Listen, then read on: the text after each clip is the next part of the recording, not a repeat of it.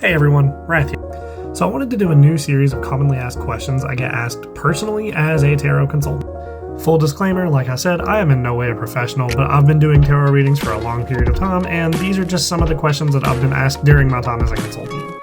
Question number 1. How long have you been a tarot reader?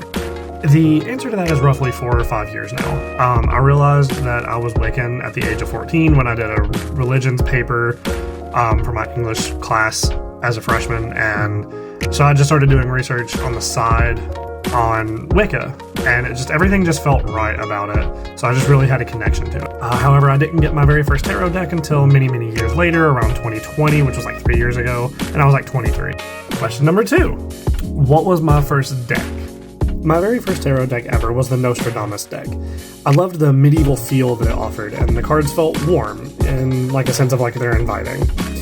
I instantly felt a connection to them from the first moment I held them in the store that I bought them in, which is where I get most of my supplies and crystals. Shout out to Moonlight Pathways. However, I haven't used this deck in a very long time because I just haven't felt the strongest connection with them anymore, which, that's fine. It happens sometimes. Just in case you're curious, this is what the cards look like. Here's the back, and this is the book. And finally, what made you want to read tarot?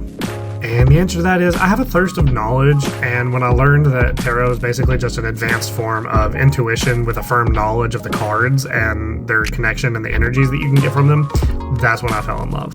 And I studied tarot for many years before even getting my first deck, before even doing my first reading even. What makes me continue to want to do readings is the feeling I get when the reading is accurate, because it's just so satisfying to me when I have such a strong connection to the cards that the reading I give is accurate. The second thing is when I give somebody a reading that really calms down their feelings about something heavy on their mind.